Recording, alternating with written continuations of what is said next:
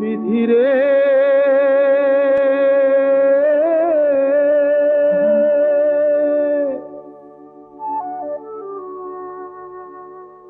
বিধি আমার চোখের জল আমি নিজে মুছে নেব, চাইব না আর কারো সমবেদনা। বন্ধুবিহীন হয়ে তাই আমি এত কাঁদি, আমায় বলে না কেউ তুমি কেঁদো না। বিধি আমার চোখের জল আমি নিজে মুছে নেব, চাইব না আর কারো সমবেদনা।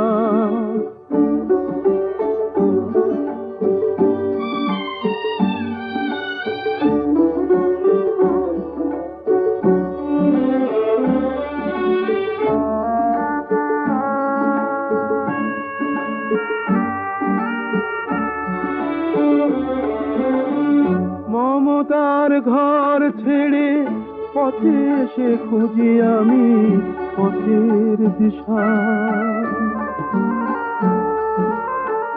আধারের ঝড় এসে মুছে দিল সব কিছু আলোর তৃষা। জেলো বিদায় নিয়ে অকারণ স্মৃতি দিয়ে, জেলো বিদায় নিয়ে অকারণ স্মৃতি দিয়ে, যেন তাকে কোনোদিন আর বেদনা। আমার চোখের জল আমি নিজে মুছে নেব, চাইব না আর কারো সমবেদনা।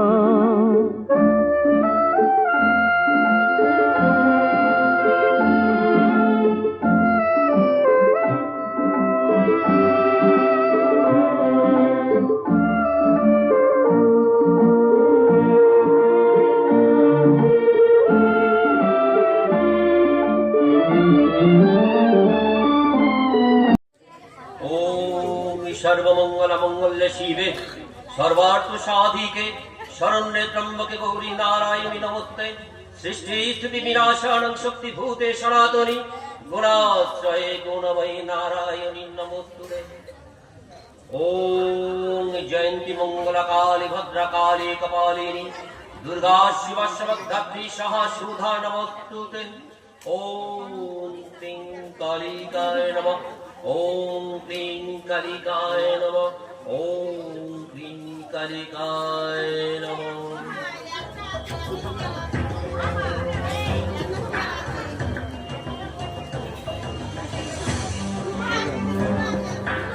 যে শয়তান আমার বাবাকে অপমান করেছে তার সোনার সংসার আমি মরুভূমিতে পরিণত করে দেব। তবেই আমার নাম বিভাস রায় চৌধুরী। ভেঙে দেব মেরুদণ্ড, ভেঙে দেব, কোনদিন আর সোজা হয়ে দাঁড়াতে হবে না। কে সেই শয়তান? আর এত সাহস? আপনাকে যে ক্ষতি করেছে সে তো বহাল তবে ঘুরে বেড়াচ্ছে, অথচ আপনি নীরবে চুপচাপ বাড়ির দাওয়ায় বসে আছেন। সুযোগের অপেক্ষায় এতদিন আমি নীরবে বসেছিলাম, কিন্তু এবার আমি তার চরম প্রতিশোধ নেব। কিভাবে আপনার বাবার মৃত্যু হয়েছিল? আজ থেকে প্রায় 20 বছর আগের কথা। আদালতে গিয়ে ওই রমেন বিশ্বাস সাক্ষী দিয়ে আমার বাবাকে অপরাধী সাব্যস্ত করেছিল। যদিও আমার বাবার জেল হয়নি, কিন্তু জরিমানা হয়েছিল 50,000 টাকা। আর সেটাই হয়েছে আপনার বাবার মৃত্যুর কারণ। ঠিক ঠিক তাই। লজ্জায় অপমানে আমার বাবা দীর্ঘদিন বাড়ির বাইরে বেরোতে পারেনি, কোনো পার্টিতে পর্যন্ত যেতে পারে না। শেষে চিন্তায় অপমানে অবসাদে আমার বাবা স্ট্রোক হয়ে মারা যায়। কিন্তু আজ যে আপনি প্রতিশোধ নেওয়ার সুযোগ পেয়েছেন, তা কিন্তু আপনি নেবেন কিভাবে? সুযোগ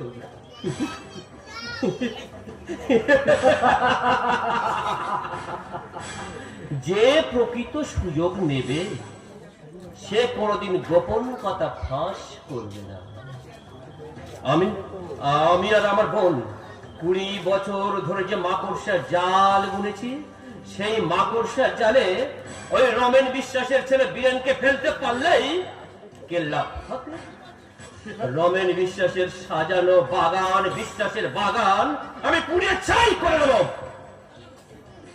আর ওই রমেন বিশ্বাসের গোটা পরিবার যখন আমাদের মায়া জালে পড়ে মরণ আত্মরাত করে বলবে, কে আছো বাঁচাও, এই মায়া জালে ছিন্ন করে আমাদের বাঁচাও,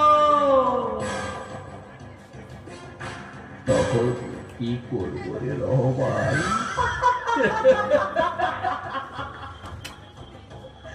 হাত ধরবো,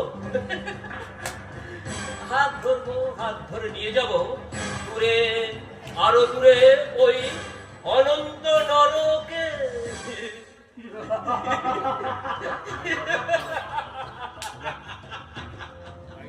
আজও কাজ পাইতে দাদা।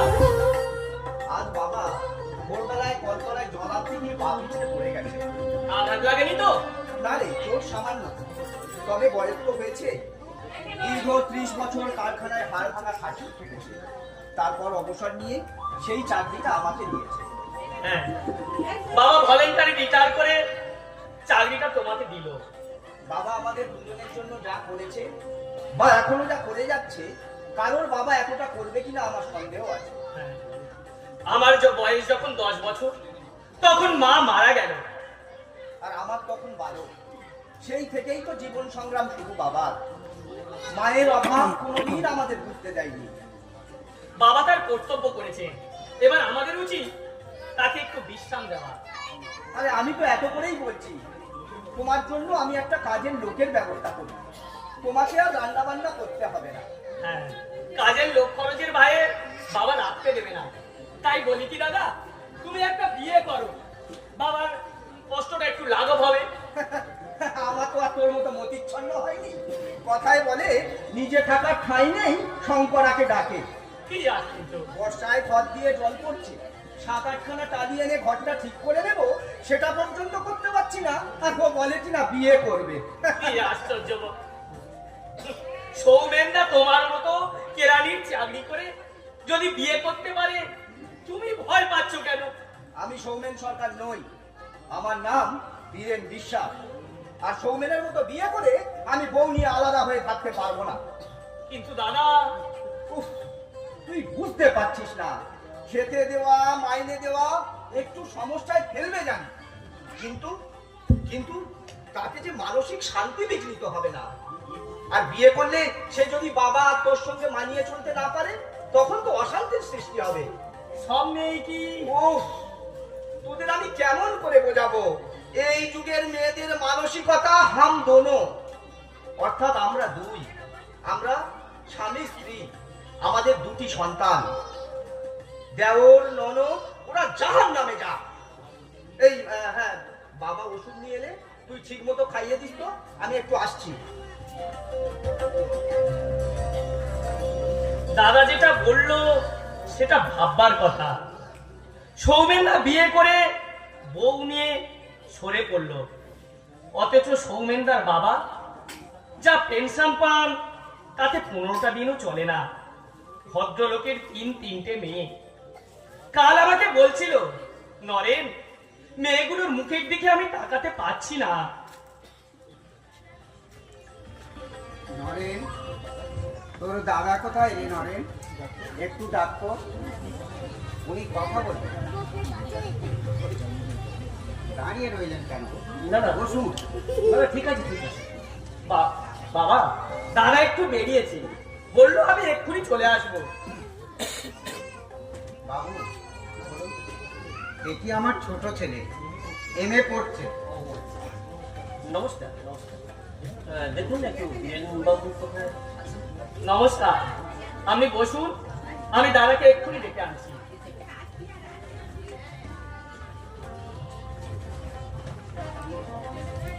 বুঝলেন বাবু, হ্যাঁ বলুন। আমার ছেলে খুবই ভালো। আমি ওকে লেখাপড়া শেখাতে, আমি লেখাপড়া নিজে শিখতে পারিনি, কিন্তু আমি বড় ছেলেকে এমএ পাস করিয়েছি, আর ছোট ছেলে এমএ পড়ছে, আশা করি ও পাস করে যাবে। আমি বাবু গরিব হতে পারি, তবে আমি ঠক জোচ্চর নই।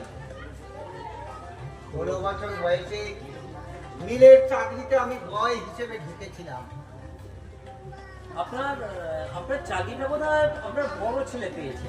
হ্যাঁ বাবু, অনেক চেষ্টা করেছে, কিন্তু কোথাও কিছু হলো না দেখে শেষে ম্যানেজারের পায়ে হাতে ধরে ওকে আমি কেরানির চাকরিতে ঢুকিয়ে দিয়েছি বাবু। আচ্ছা, তবে এখনো পার্মানেন্ট হয়নি, একদিন ঠিক হয়ে যাবে। তবে আপনার উদ্দেশ্যটা কি আমি তো এখনো বুঝতে পারলাম না। দেখুন, আমি আপনার ছেলের বয়সী, আপনি আমাকে বাবু বলবেন না, আপনি আমাকে বিভাস বলবেন। আমার নাম বিভাস রায়চৌধুরী, রায়চৌধুরী ঠিকাদারি কি ফার্ম। বলছেন বাবু? রায়চৌধুরী ঠিকাদারি ফার্ম। আবার আপনি ভুল বললেন। আপনি বেশমশাই একটা কথা বলবো? বলুন। আপনি কিন্তু আমাকে আপনি করবেন না, বাবু বলবেন না, আপনি আমাকে বিভাস বলুন।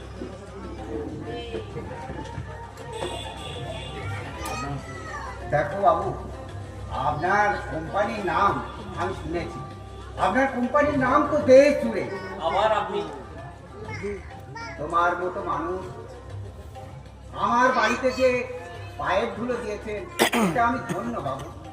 শুনুন মেশমশাই, আমার একটা অবিবাহিতা বোন আছে, বিয়ে পাশ করেছে, দেখতে আহামরি সুন্দরী নয়, তবে চলনসই, রংটা একটু চাপা, আপনি বলতে পারেন কালো। কিন্তু আমার ছেলে, আপনি যদি আপনার বড় ছেলেকে আমার বোনের সাথে দিয়ে দেন, ওকে আমি চাকরি ছাড়িয়ে আমার ব্যবসার পার্টনার করে নেব, আপনাদের একটা নতুন বাড়ি দেবো। দেখো বাবা, আমার অভাবের সংসার। আমি তো সেই খবর নিয়ে এসেছি মেশমশাই, আপনার মতো নিষ্ঠাবান মানুষ সত্যিই বিরল, আর আপনাদের এই দারিদ্র থাকবে না। আমার একটা মাত্র বোন, আমরা 2 ভাই বোন। মায়ের খুবই ইচ্ছা যে মেয়ে একটু কাছাকাছি থাকুক, আর বীরেনবাবু চাকরি করে টাকা রোজগার করবে। বীরেনবাবু যদি ব্যবসা করেন, আমার তো মনে হয় উনি 2 বছরের মধ্যে দাঁড়িয়ে যাবে। আমাকে ডেকেছো বাবা? হ্যাঁ বীরেন, এই ভদ্রলোক কি বলছে শোনা। নমস্কার। আপনাকে তো ঠিক চিনতে পারলাম না। আপনি আমাকে চিনবেন কি করে? আপনি কি আগে কোনদিন আমাকে দেখেছেন? আপনার মিলের ম্যানেজার তপনবাবু আমার ক্লাসমেট ছিল, তাকে আপনি জিজ্ঞেস করবেন যে বিভাস রায়চৌধুরীকে চেনেন। আপনি ওনার বোনের সঙ্গে তোমার বিয়ে দিতে চান? না না বাবা, তা তো আর সম্ভব না।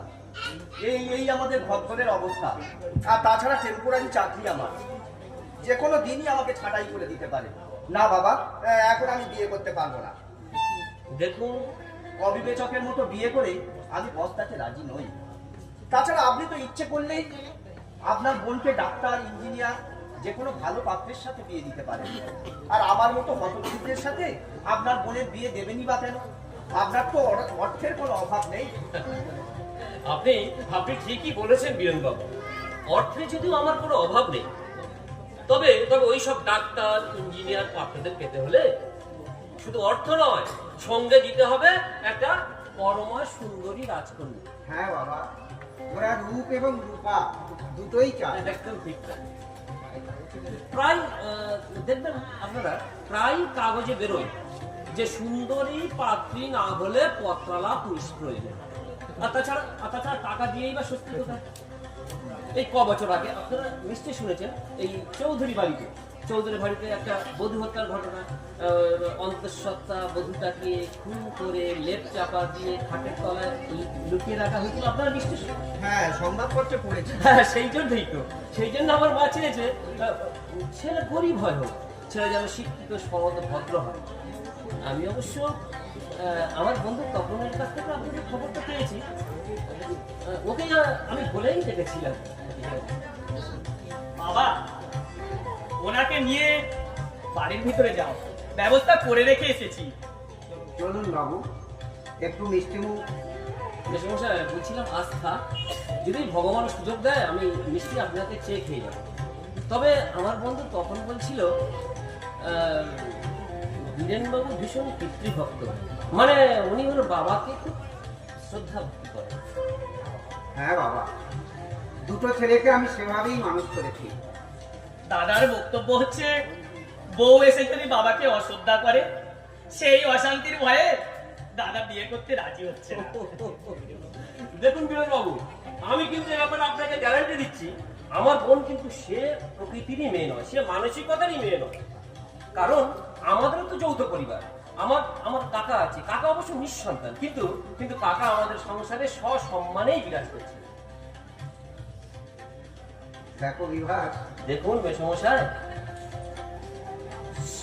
ছেলে যদি বাবা মাকে শ্রদ্ধা ভক্তি করে, বউয়ের সাধ্য নেই শ্বশুর শাশুড়িকে অশ্রদ্ধা করবার। হ্যাঁ, আমি মানছি, আর সবাই মানবে যে এই যুগের মেয়েরা চায় একটা ছোট্ট পরিবার, নিউক্লিয়ার পরিবার। তবে আমার বোন শিউলি সে প্রকৃতিরই মেয়ে নয়। আমি চলি বীরেনবাবু, বাবার সঙ্গে আলোচনা করে আপনি আমাকে জানাবেন। দেখুন জুট মিলের কেরানি চাকরি করে দারিদ্র বুঝবে না, হ্যাঁ, সাধারণ মানুষের মতো কে করে বাঁচতে পারবে না। আপনি কিন্তু একজন ইয়ং ম্যান, নিশ্চয়ই আপনার একটা ইচ্ছাশা আছে। আমি আপনার বাবার কাছে প্রস্তাব দিয়ে রেখেছি, রায়চৌধুরী ফার্মের পার্টনার করে নেব। ইয়েস অর নো, কাইন্ডলি আমাদের জানাবেন। আমাকে না বলেন অন্তত তখন কি বললে চলবে। আসছি মেশমশাই, আসছি বীরেন্দ্র। এমন সুবর্ণ সুযোগ তুমি হাতছাড়া করো না বীরেন। ভদ্রলোক শুধু ধনী নয়, অত্যন্ত মার্জিত স্বভাবের। আমার বাড়িতে ওনার মতো লোকের যে পায়ের ধুলে পড়েছে, এতে আমি ধন্য বাবা। তুমি আর অমত করো না। তুমি বুঝতে পারছো না বাবা, বড় লোকের মেয়ে। বড় লোক বলে যে অহংকারী হবে তা এমন কোনো কথার মানে নেই দাদা। বিশেষ করে ওই বিভাস বাবুকে দেখে আমি গ্যারান্টি দিয়েই বলতে পারি ওনার বোন অহংকারী হতেই পারে না। আমার মনে হচ্ছে দাদা ওই ভদ্র মহিলার মুখ নেই শুনে তুমি অবাক করছো। কি আশ্চর্য! কালো জগতের আলো, তারাশঙ্করের কবি বইয়ের সেই বিখ্যাত কবিতাটা শোনোনি দাদা? কারো যদি মন্দ হবে কেস পাগলে কান্দ কেন? জ্ঞান দিস না তো, অসহ্য লাগে। বাইরের রূপটাই আসল নয়, অন্তরের রূপটাই হচ্ছে আসল। জ্ঞান দিস না, অসহ্য লাগছে আমার। তুমি এটা ভাবছো না কেন? এই তুমি একটা মাছি মারা কেরানি তুমি, কোটি ভদ্রলোক খোঁজ নিয়ে তোমার এই ভাঙা বস্তিতে এসেছে। আমাকে কৃতার্থ করেছে, নিজের গরজেই এসেছে, আমি তো আর ডেকে আনতে যাইনি। এটা তোমার অহংকারের কথা হলো দাদা। তুমি এমএ পাস করেছো ঠিকই, কিন্তু তোমার মধ্যে এমন কিছুই নেই যা দেখে একজন কোটিপতি তোমার ব্যবসার অংশীদারি করে নেবে।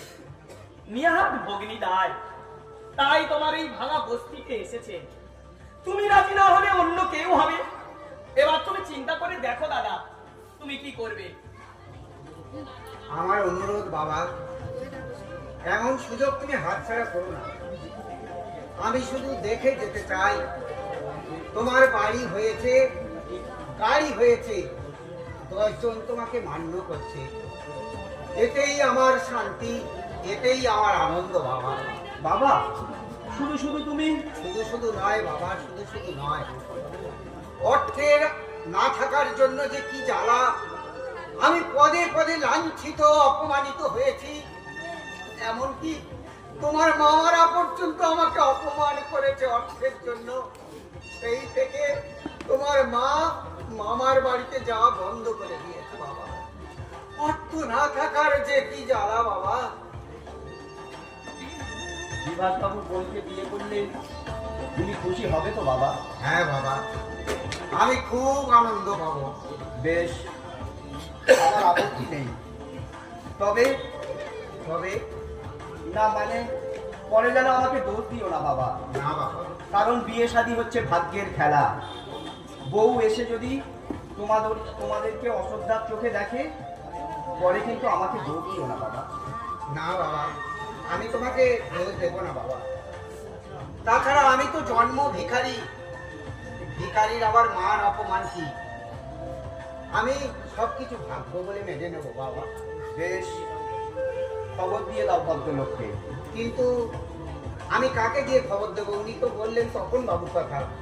তপন বাবুর ঠিকানা তো আমি জানি না বাবা। ঠিক আছে, কালই বলে দেবো তপন বাবুকে। তবে আমি কিন্তু আবারও বলছি বাবা, বিয়ে আমি নিজের সুখ শান্তির জন্য করছি না, তোমার শান্তির জন্যই বিয়ে করব। আর যদি দেখি তোমাকে ওরা অবহেলা করছে, সেই বউ নিয়ে আর যেই ঘর করুক, এই বীরেন বিশ্বাস করবে না।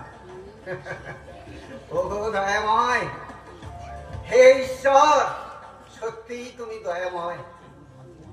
এমন ভাগ্য আমার হবে আমি জীবনেও ভাবিনি।